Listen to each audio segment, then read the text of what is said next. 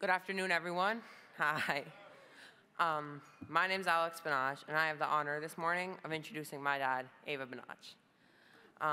My dad is one of the most curious, open-minded, kind, funny, and quirky people that I know. And when she had the opportunity to house an immigrant family over the holidays, even if it meant giving up her time, she didn't hesitate to do so. She supported me in my coming out in every way that I choose to express myself. I mean, duh, look at me.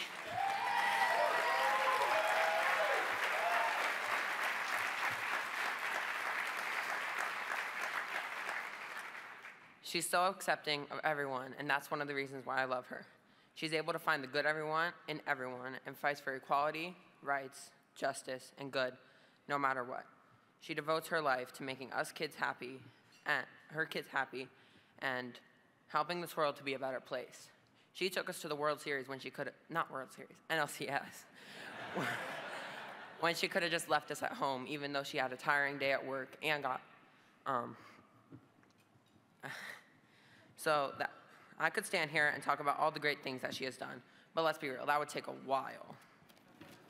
Like the time in just 1 week when she was able to organize and host 6 Honduran immigrants' family for Christmas and then find them a house so they can live safely here.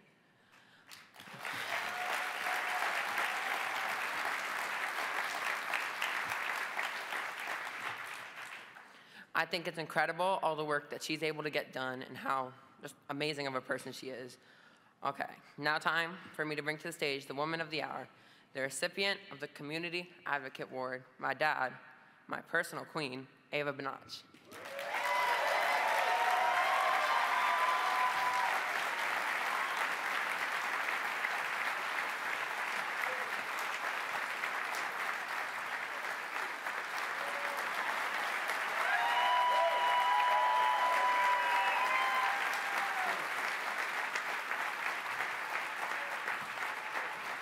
He's going to stay with me. Is that okay? We're going to do it together. Let's do it again for Alex Benach.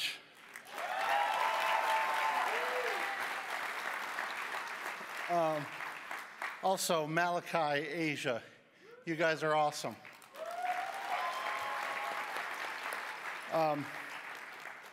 Make sure you follow Alex's Pretty Liddy on Instagram. All right. You got all of that. I'm also really happy it rained this morning because it meant that my son's baseball game was canceled and my family could join us. So my wife, Mana, my perfect, beautiful wife, Mana is here.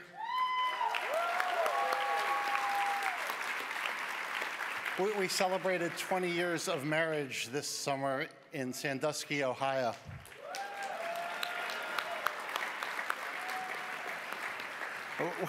Which is exactly what we plan to do. My 2 other kids, Paloma and Teddy, are here. And I'm going to make y'all sing. It's Teddy's birthday. Teddy, stand up. All right. 1, 2, 3. Happy birthday to you. Happy birthday to you. Happy birthday, dear Teddy. Happy birthday to you.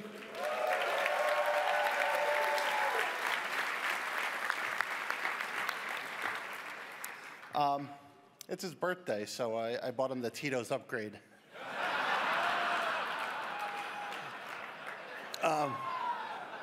Look,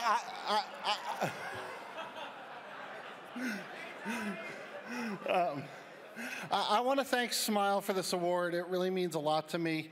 The whole team at SMYAL, you're amazing. Thank you, really, from the bottom of my heart. It's been such a moving morning, and SMYAL brought you all out here on a cold, rainy morning and made you all eat carbs. So that's power. For the last couple of years, people ask me how I'm doing. I say, I'm a transgender immigration lawyer. How do you think I'm doing?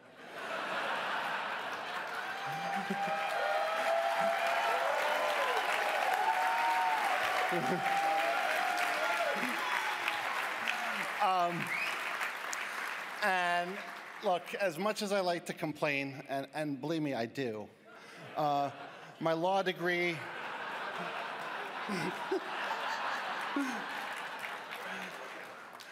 my education, my income, my white skin, and the unearned confidence of 40 years socialized male provide me with a lot of privilege and protection.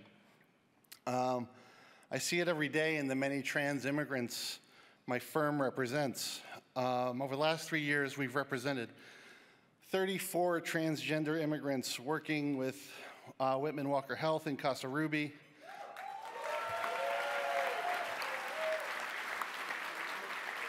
And one of my clients is a resident of SMYAL.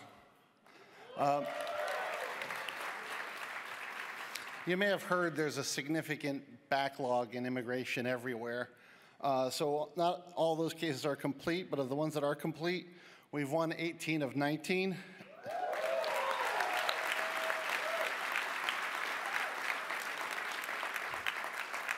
And number 19 is on appeal, so I'll tell you when we win that one.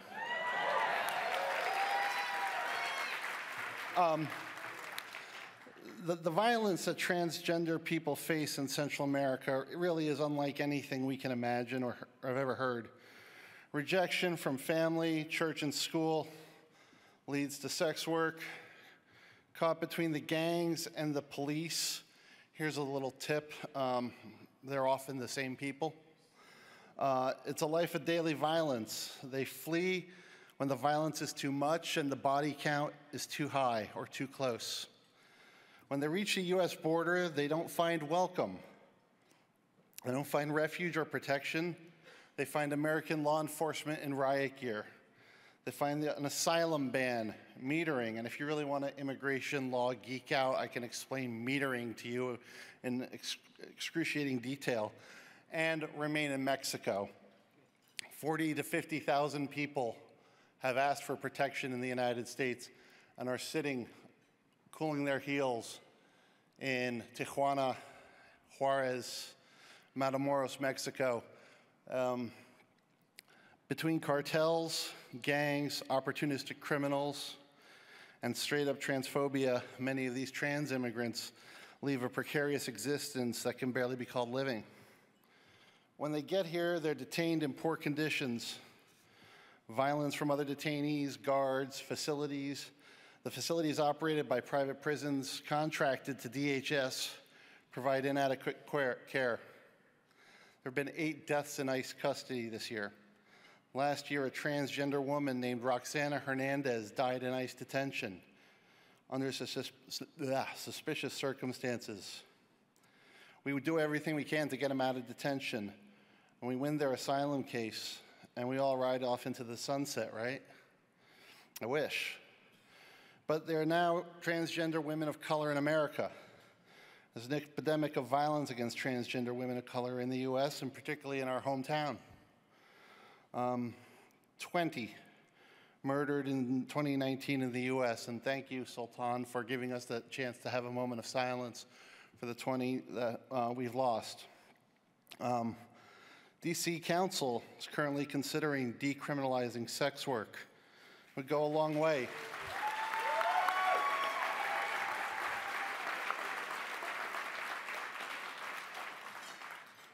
It would go a long way to providing protection. I hope that folks here ask their council members to support this bill. There's only so much us DC residents can do politically. So here's something we can do. Phil Mendelson, you still here? Now, this epidemic of violence is why SMYAL is so important. SMYAL shows that love, kindness, nurturing are the greatest healing powers we all possess. SMYAL is based upon the radical belief that if you give a stranger shelter, food, and love, you give that person hope, which allows them to thrive. And that pride in who you are and joy in your life allows you to soar. I want to thank SMYAL. Alex participated in SMYAL's activist camp this summer.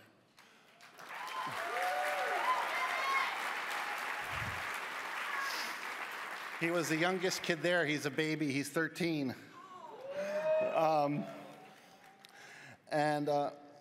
Great. I'm going to digress. It's not in my prepared remarks. But Alex, when he was in 3rd grade, ran for class president. Spoiler alert, he didn't win. Alex had 2 great ideas, all right, he wanted to do. He wanted a movie club. Everybody got behind that. Movie club sounds pretty good. He also got up there and told his classmates that he wanted to create a sewing club. And God bless him.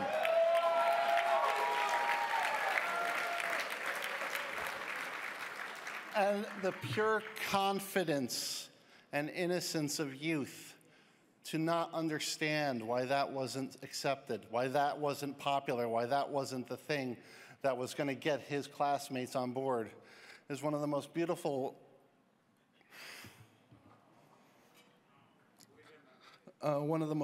things I can say about this young man's personality.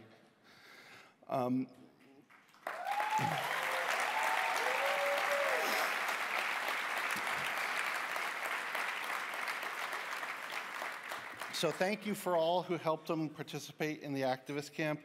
And so he met LGBTQ identifying teens from all over the city. And he came back transformed and a greater connection to his community. He's working on becoming a youth counselor based upon the experience and the connections he made at activist camp. So thank you all for supporting that.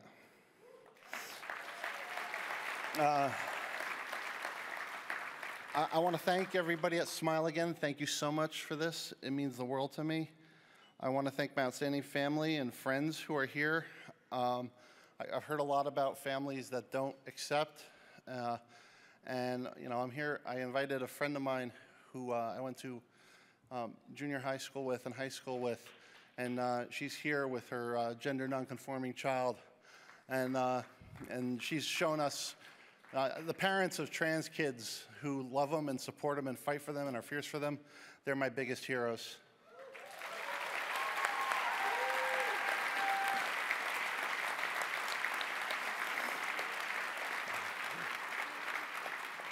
Now, the last thing is when I'm not doing immigration law, I'm somewhere on a baseball field. I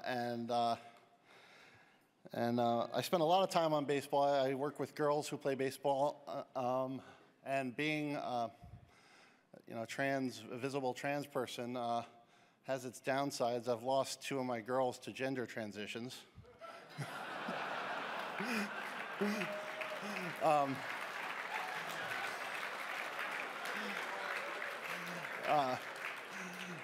I should say 2 of my players.